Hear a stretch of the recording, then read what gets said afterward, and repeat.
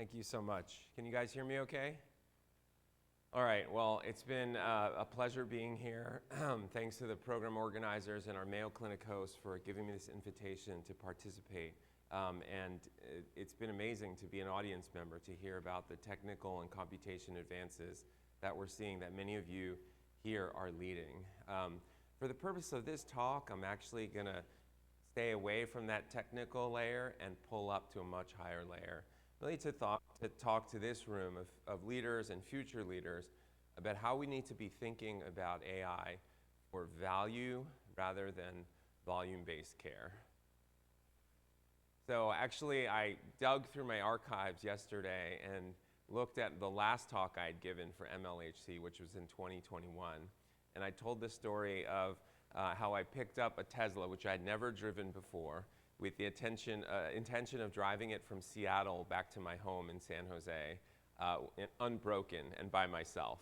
And this was an interesting trip, and I relayed the story of how the Tesla nearly killed me, and then later saved me as an object lesson for what we needed in our health system, but for even beyond that in terms of capabilities for engaging with AI.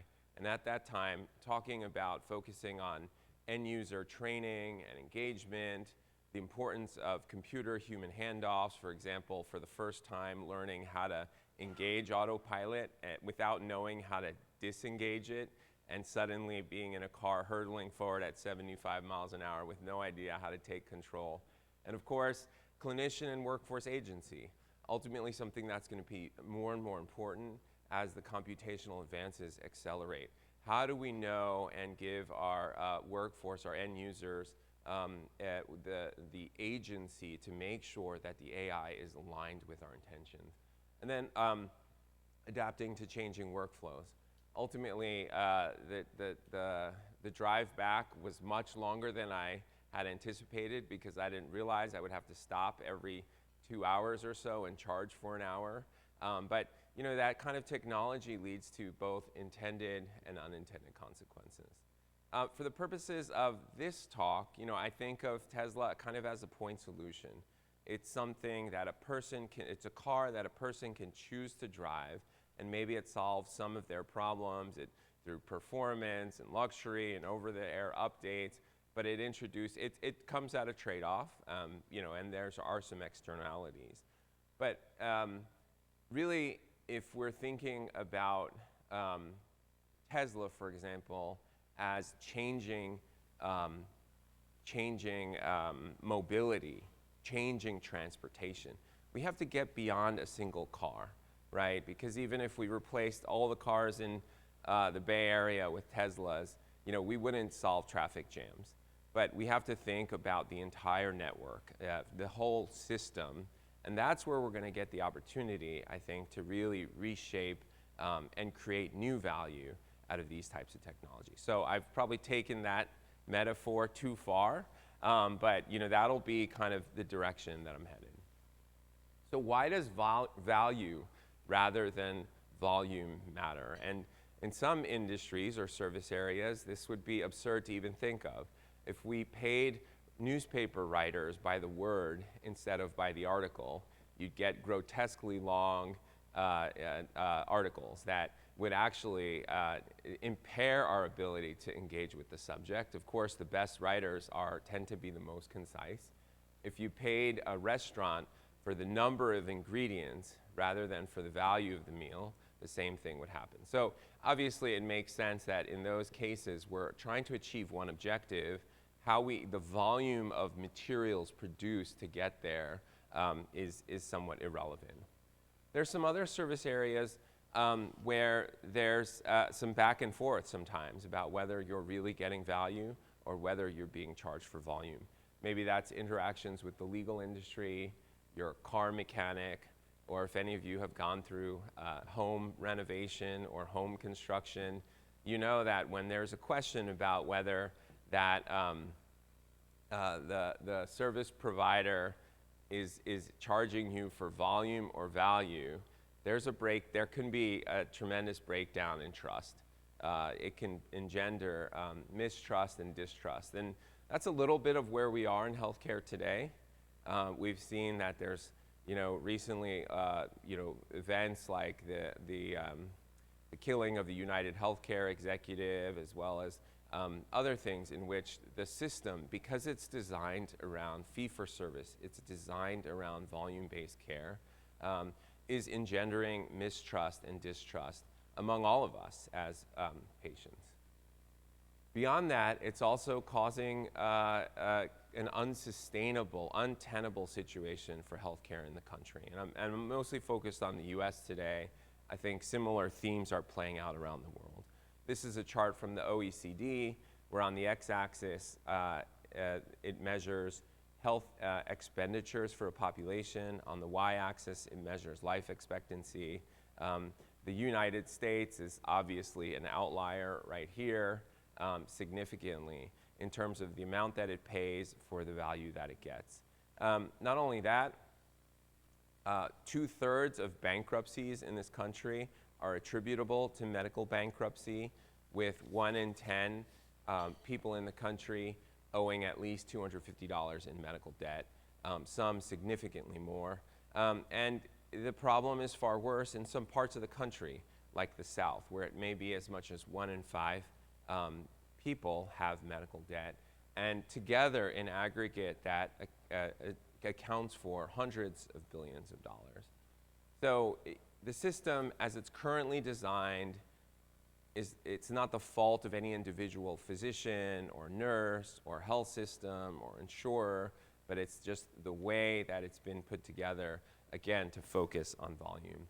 And what it's produced is a system that drives up costs through excessive and unnecessary visits, tests, services, and other types of procedures. It also produces poor quality because the way that individuals are cared for is often very, very siloed, and so there's a lack of communication and coordination in care. And then finally, poor care experience. Again, that's arising from the lack of coordination, but also the mistrust and distrust and the perception of uncertain value in the healthcare that many patients are receiving. So what does value-based care look like? And this is kind of the quintuple aim, it's now called, which is kind of thought of as the North Star of value-based care. So Don Berwick and others in 2007 kind of coined the triple aim, which is that this is healthcare that both improves the patient experience, produces better outcomes, and lower costs. That was supplemented in 2014 to say that we also want a sustainable clinician workforce and to improve clinician well-being. And then finally, the quintuple aim, which is health equity. And important here is that these items are not coming at the cost of one versus the other. So not increasing costs to achieve better patient experience or better outcomes, for example, but an ideal system in which we can both achieve better outcomes in patient experience while also lowering costs. Now, I think if you in this room are not thinking with this as part of the motivation of how you develop AI and deploy AI, it's very likely that the healthcare AI ecosystem will simply follow the industry as it's designed. We'll take a broken, siloed system, we will bolt on a bunch of AI. It will be very, very costly in the short and medium term, and drive us to an even more perilous state when it comes to the fraction of the US GDP that's attributable to healthcare, and that's currently about 20%. Because we know that there's huge amounts of investments being made in AI, and this chart is probably underrepresentation of where we are today. And of course, there are just so many vendors that are out there across many, many domains. I think people probably in your institution, certainly in mine, are worried about death by 1,000-point solutions. Just the concept that we're taking all of this stuff and then we're putting all of these point solutions, different technical platforms, and we're kind of exacerbating a problem that we have been struggling with. Okay. So what are some of the steps we can take to use AI to promote value-based care? Well, there's some that are really popular that are being touted.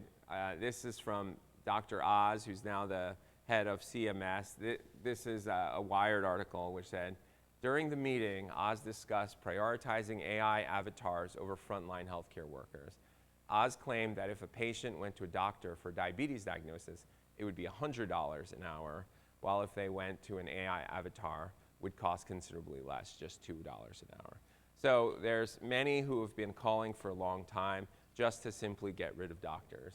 Elon Musk, I think this was last week, tweeted, AI is already better than most doctors, that's the honest truth, and it will become far better. Although he did caveat by saying, same for all jobs, to be honest, including mine. So it wasn't just the doctors. Bill Gates on Jimmy Fallon said, the error we've come to is that computing was expensive and it basically became free. The error that we're coming to is that intelligence is rare, a great doctor, a great teacher. And with AI over the next decade, that will become free and commonplace. Mustafa Suleyman, who's the co-founder of DeepMind, said, AI will only temporarily augment human intelligence. The tools will make us smarter and more efficient for a time, but they are fundamentally labor replacing.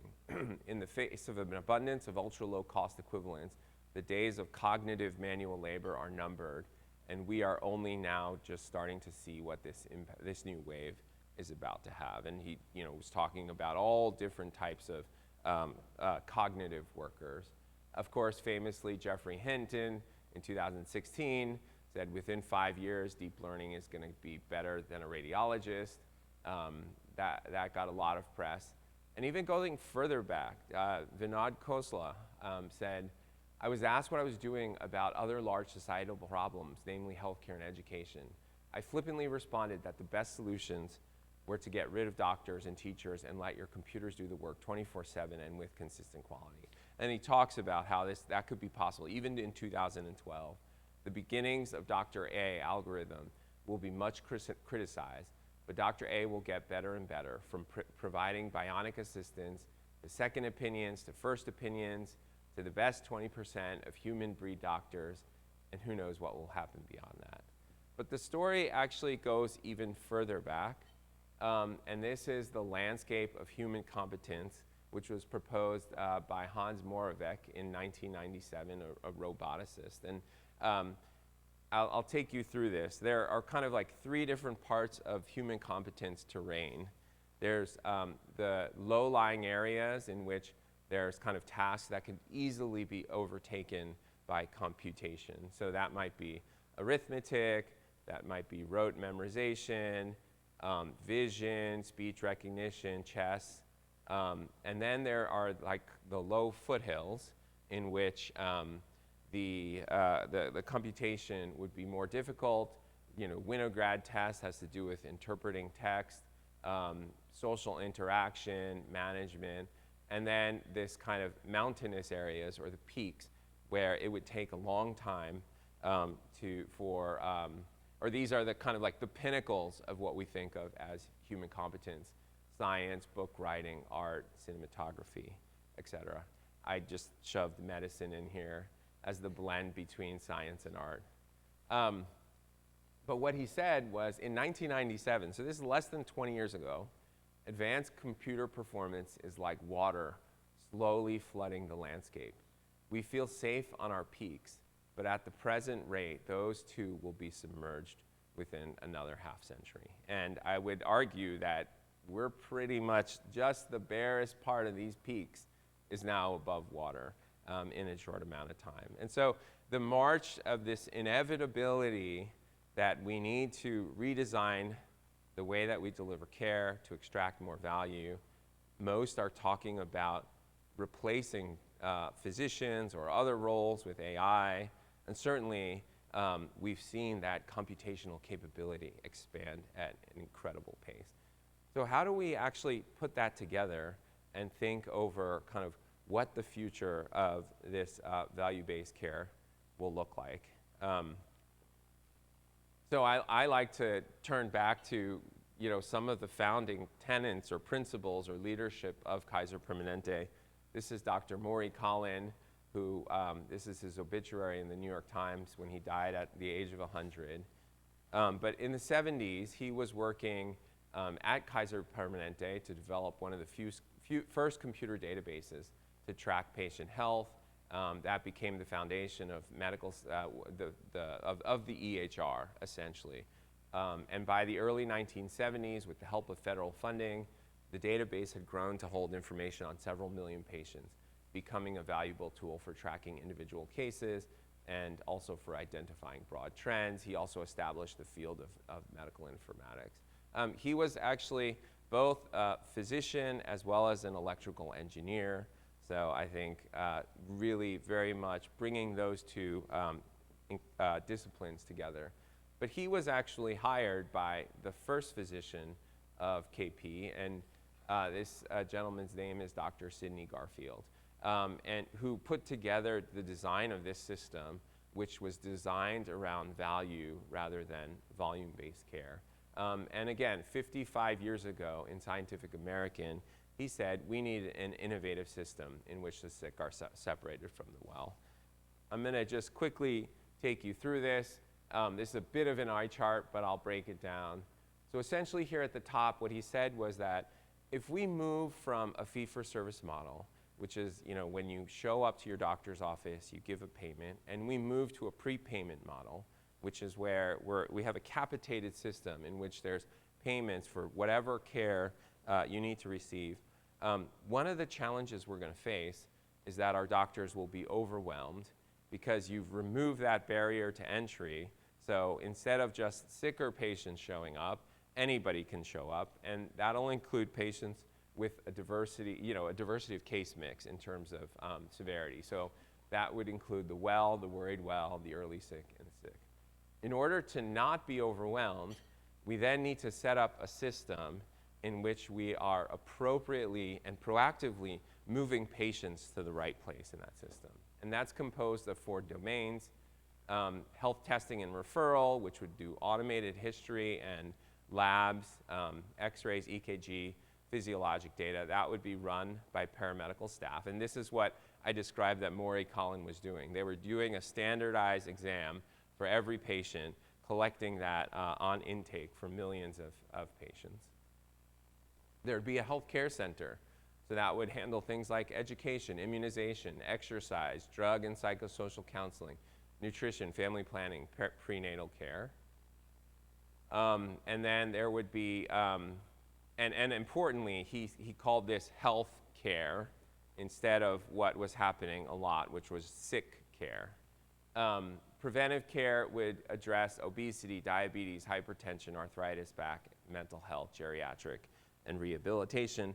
All of these 3 domains run by paramedical staff, and then finally that left sick care, where there would be the group practice, clinics, hospitals, special labs, radiotherapy, acute and intensive care, and extended care, and that would be run by medical staff. And so you can already see in this design that it's very much focused on not necessarily the intensity or volume of care that you're receiving, but overall working to coordinate this system.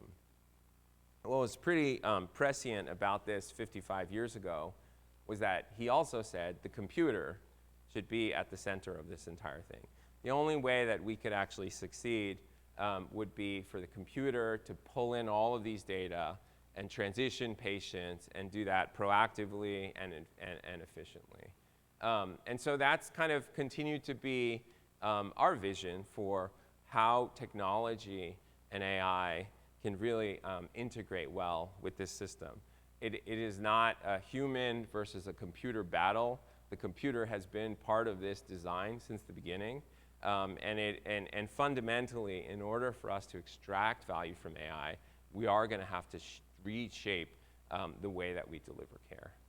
So kind of products that we're focused on, intake and triage, risk stratification, and early upfront diagnostic testing. obviously, heavily interested in health education and healthy support, preventive care, chronic disease management, and wellness. And wellness is becoming a very hot topic right now. Care coordination, communication, and shared accountability. This is a major gap. So the ability to transmit information to your colleagues, to be able to work together, and to make sure that there's seamless coordination. And then finally, there's always going to be a place for the kind of domain specialization, the specific tools that any clinician needs, point solutions which are going to really accelerate the way they deliver care or generate insights. And I think one thing that was missing a little bit here, but is also really important, is for patients to also be partners here. And so, I'm thinking that the future of healthcare means investing heavily in AI applications that support this system, but that are jointly also supporting patients. So as we're thinking about rolling out internal AI systems, we should be in parallel thinking about how we can make those available to patients so they can have the same insight and be partners in this journey. Otherwise, it's going to result in a little bit of a battle.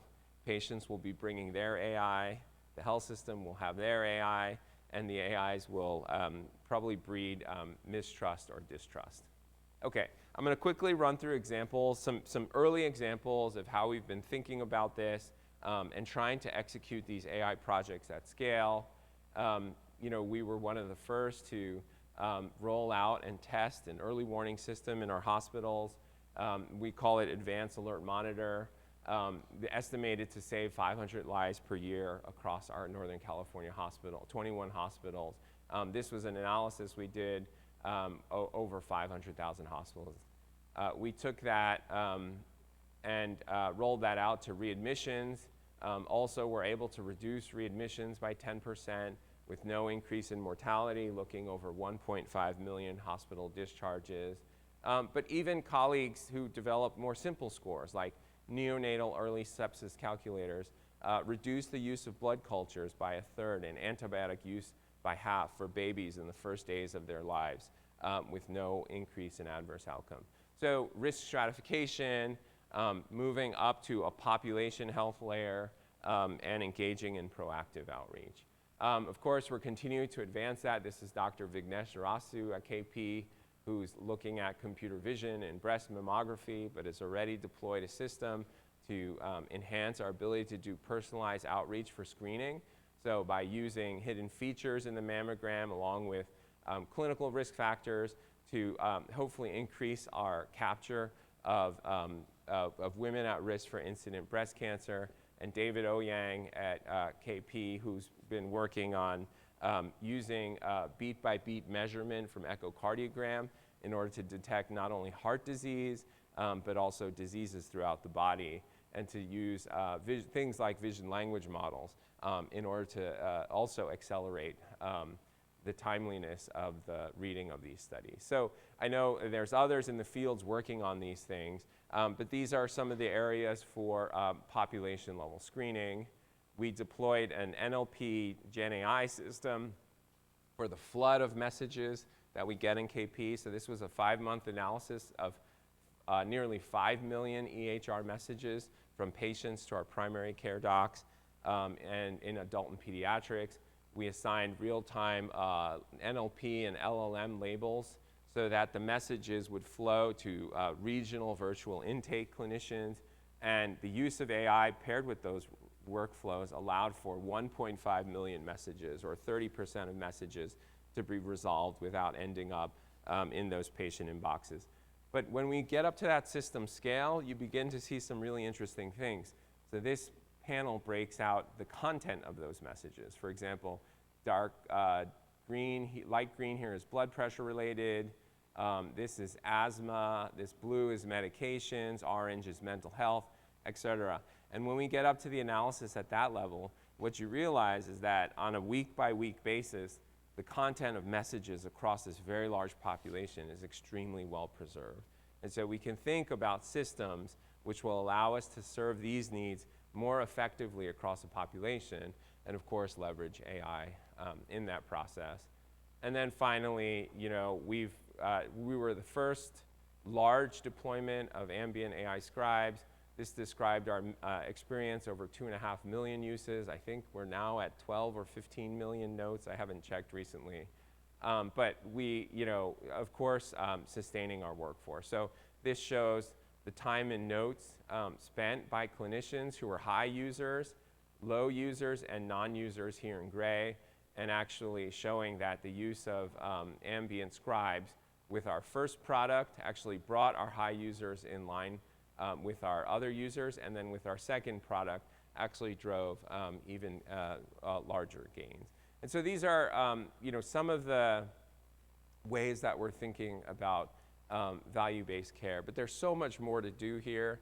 I'm very excited to see all of the innovations and leadership that that you will do both in your science and in your industry in order to help us achieve this goal of value rather than volume-based care.